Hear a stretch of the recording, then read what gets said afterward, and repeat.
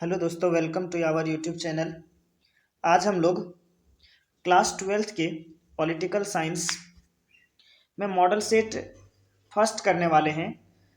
क्योंकि model set सारा subject का जारी कर दिया गया था, पॉलिटिकल साइंस का सेट मॉडल पेपर में जारी नहीं किया गया था। ठीक है, तो पहला सेट आया है आपका मॉडल सेट का पॉलिटिकल में, और समय भी बहुत कम है आपका एग्ज़ाम में, इसलिए बहुत ही ज़्यादा इंपॉर्टेंट है ये आपके लिए।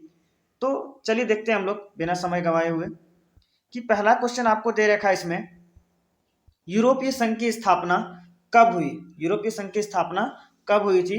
तो देखिए यहाँ पे याद रखिएगा कि यूरोपीय संघ की स्थापना कब हुआ था, ये आपके ऑप्शंस में नहीं दिया गया है। ये आपको अलग से यहाँ दे रखा है कि 1993 में हुआ था। तो 1993 ईस्वी में कहाँ हुआ था? नीदरलैंड्स में। कहाँ पे? नीदरलैंड्स में। तो याद रखिएगा इसको। अगला प्रश्न देखते हैं हम लोग कि वर्तमान में कौन सा देश आसियान का सदस्य नहीं है। तो याद रखिएगा कि जो श्रीलंका है आपका, वो आपका आसियान सदस्य का देश नहीं है आपका वर्तमान में। ठीक है, अगला प्रश्न देखते हैं हम लोग कि भारत चीन मित्रता वर्ष कब मनाया गया। देखिए, तो ये हाल ही फिलहाल में लगभग मनाया गया कि भारत चीन मित्रता दिवस, और ये कब मनाया गया आपका? 2006 को मनाया गया। कब मनाया गया? 2006 को मनाया गया। अगला प्रश्न देखते हैं हम लोग। अगला प्रश्न है आपका कि नेशनल कॉन्फ्रेंस पार्टी किस राज्य में सक्रिय है। ठीक है, इसका ऑप्शन अगले अगले पेज में हम लोग देखते हैं। उत्तर प्रदेश, अरुणाचल प्रदेश, जम्मू कश्मीर, मिजोरम। तो याद रखिएगा नेशनल कॉन्फ्रेंस कहाँ है आपका, क्वेश्चन देख लीजिए एक बार फिर से। नेशनल कॉन्फ्रेंस पार्टी किस राज्य में सक्रिय है? तो याद रखिएगा आप कहाँ पे है, आपका जम्मू कश्मीर में। ठीक है, अगला प्रश्न देखते हैं हम लोग। अगला प्रश्न है दक्षिण एशिया का कौन सा देश नस्लीय उग्रवाद से पीड़ित है। ठीक है, दक्षिण एशिया का कौन सा ऐसा देश है जो नस्लीय उग्रवाद से क्या है, बहुत ज्यादा पीड़ित है, मतलब बहुत ज्यादा नक्सलाइट वगैरह वहां पे है। ठीक है, तो देखिए इसका आंसर हो जाएगा क्या आपका? Sri Lanka, option number A. अगला प्रश्न देखते हैं हम लोग। साफ्टा साफ्टा समझौता किस वर्ष हस्ताक्षर हुआ है। ठीक है, साफ्टा समझौता किस वर्ष हस्ताक्षर हुआ है? तो कब हुआ था ये आपका? 2004 को हुआ है। कब हुआ? 2004 को। अगला प्रश्न देखते हैं हम लोग। विश्व में इंटरनेट की सुविधा किस देश की देन है। ठीक है, पूरे विश्व में जो हम लोग इंटरनेट वगैरह चलाते हैं, जो फोन वगैरह चलाते हैं, ये किस देश का देन है? तो याद रखिएगा ये अमेरिका का देन है, संयुक्त राज्य अमेरिका का देन है।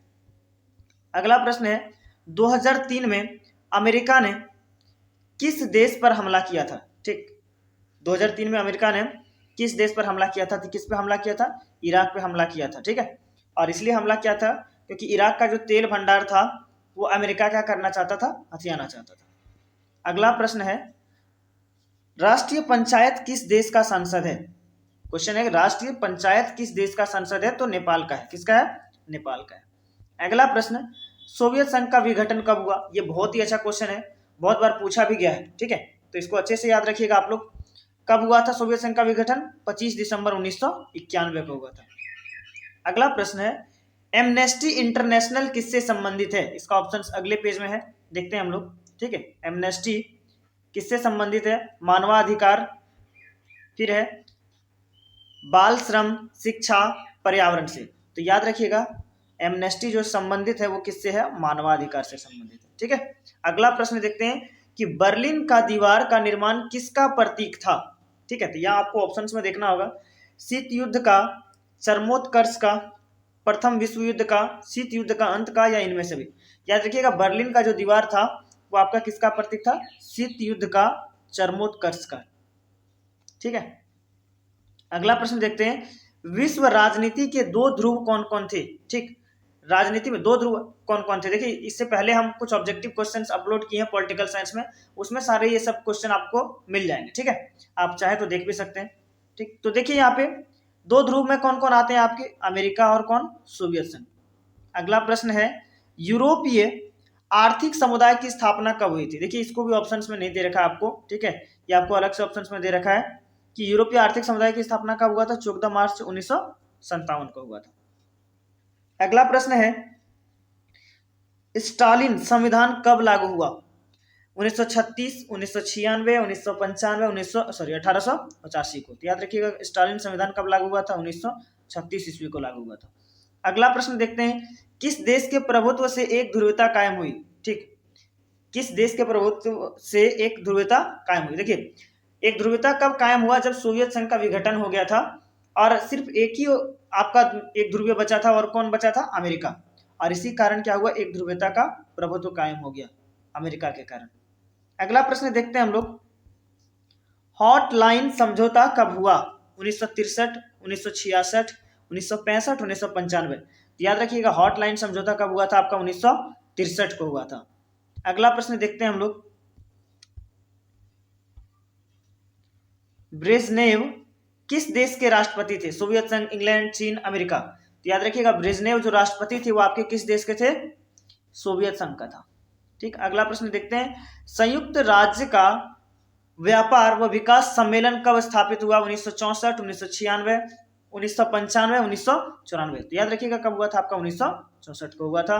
अगला प्रश्न देखते हैं, पूर्व बनाम पश्चिम का संबंध से आशय किससे है? शीत युद्ध से, विश्व युद्ध से, दिशा से, या प्रतियोगिता से? तो याद रखिएगा, पूर्व बनाम पश्चिम का जो संबंध है वो आपका अमेरिका और सोवियत संघ के ही था, बीच में था, और इन दोनों के बीच जो तनाव था, तनाव शैथिल्य था, उसी को हम लोग क्या बोलते थे? शीत युद्ध। ठीक है, तो ऑप्शन ए आपका करेक्ट हो जाएगा। किस देश ने नाटो में अमेरिकी नेतृत्व का विरोध किया था? ठीक है, कौन सा ऐसा देश है जो नाटो, जो कि अमेरिका के द्वारा बनाया गया था, एक संगठन था, उसका विरोध किया था? किसने विरोध किया था? फ्रांस ने विरोध किया था। अगला प्रश्न है, राष्ट्रपति रिगन ने किसको दुष्ट साम्राज्य कहा था? सोवियत संघ को, चीन को, हॉलैंड को, या अमेरिका को? याद रखिएगा, किसको कहा गया था? सोवियत संघ को। ठीक है, अगला प्रश्न देखते हैं हम लोग, G77 का आशय दुनिया के किन देशों से है? विकासशील, गरीब देश, अविकासशील देश, या ए और बी दोनों? तो G77 क्या था? आपके विकासशील देशों के लिए एक आशय था। ठीक है, अगला प्रश्न है, संघाई सहयोग संगठन में कितने देश शामिल हैं? 6, 7, 5 और 8। तो कितने देश हैं संघाई सहयोग संगठन में? कितने देश शामिल हैं? आपके 8 देश शामिल हैं। अगला प्रश्न देखते हैं हम लोग, अगला प्रश्न है, बहुत ही इजी क्वेश्चन है, आपको बहुत जल्दी याद हो जाएगा क्वेश्चंस, और जैसे जैसे सेट आता जाएगा पॉलिटिकल साइंस का, वैसे वैसे हम कंप्लीट करा देंगे। ठीक है, दो ध्रुवीयता का अर्थ क्या है? ऑप्शन है आपके पास, अमेरिका और सोवियत संघ का प्रतिद्वंदी प्रभुत्व, अमेरिका का प्रभुत्व, सोवियत संघ का विघटन, या इनमें से कोई नहीं। तो दो ध्रुवीयता का क्या अर्थ है? कि अमेरिका और सोवियत संघ का प्रतिद्वंदी प्रभुत्व। ठीक है, ऑप्शन नंबर ए। अगला प्रश्न देखते हैं हम लोग, शॉक थेरेपी का मॉडल किस पर लागू किया गया था? साम्यवादी देशों पर, मित्रों राष्ट्र पर, या पूंजीवादी व्यवस्था पर, या सभी? तो साम्यवादी देशों पर क्या किया गया था? शॉक थेरेपी मॉडल को लागू किया गया था। और जो शॉक थेरेपी मॉडल था, पूंजीवाद देश में ये पहले से ही अपनाया गया था, और साम्यवादी देश भी पूंजीवाद को ही अपनाने की कोशिश कर रहे थे। ठीक है, अगला प्रश्न है, किस अमेरिकी राष्ट्रपति ने नई विश्व व्यवस्था का चित्र प्रस्तुत किया था? जॉर्ज बुश, जॉर्ज पंचम, जेमिनी, या कोई नहीं? तो किन्होंने किया था? जॉर्ज बुश ने किया था। अगला प्रश्न देखते हैं हम लोग, बराक ओबामा किस देश के राष्ट्रपति थे? अमेरिका। ये तो बहुत इजी क्वेश्चन है, सभी जानते होंगे कि बराक ओबामा किस देश के राष्ट्रपति थे? आपके अमेरिका के राष्ट्रपति थे। निम्न में कौन सा देश नाटो का सदस्य नहीं है? देखिए, नाटो का जो सदस्य है वो आपका भारत नहीं है। ठीक है, अगला प्रश्न देखते हैं, 1975 में यूरोप में सुरक्षा व सहयोग सम्मेलन कहाँ हुआ था? Helsinki, Paris, London, Moscow. तो याद रखिएगा इसको भी कि 1975 में यूरोप में सुरक्षा व सहयोग सम्मेलन कहाँ हुआ था? हेलसिंकी में हुआ था। ठीक, अगला प्रश्न है, सोवियत संघ के अंतिम राष्ट्रपति कौन थे? ये बहुत ही अच्छा क्वेश्चन है, ये भी पूछा भी गया है बहुत बार। अभी देखते हैं आगे ऑप्शन हम लोग इसका, स्टालिन, एंड्रोपोव, मिखिले, ब्रेजनेव। तो याद रखिएगा कौन थे?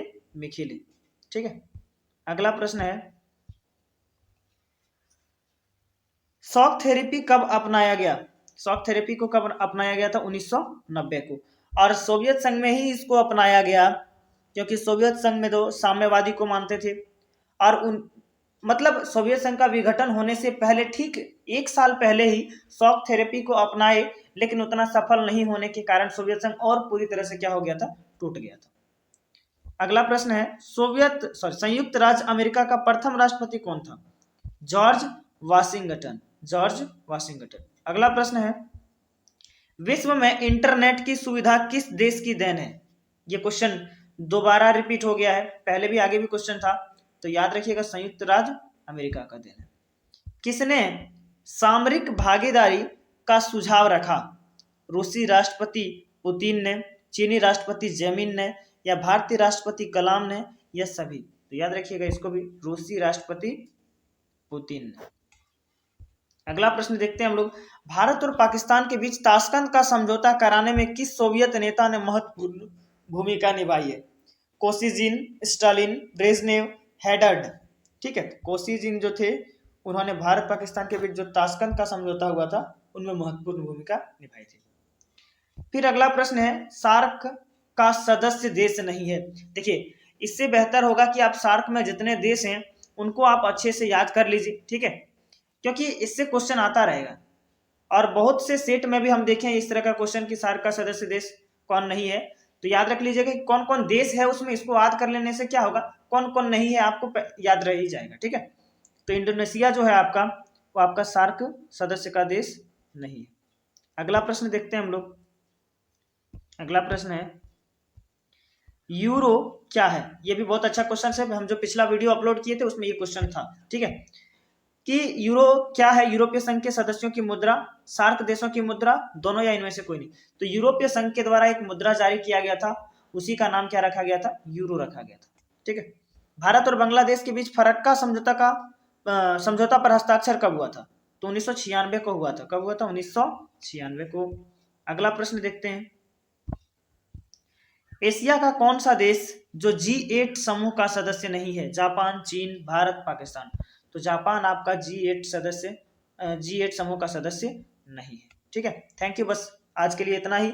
जैसे ही अगला सेट आएगा हम फिर से वीडियो अपलोड कर देंगे, और तब तक जो चैनल पे नए हैं सब्सक्राइब कर दीजिएगा, अच्छा आया तो लाइक भी कर दीजिएगा, शेयर भी कर दीजिएगा। Thank you.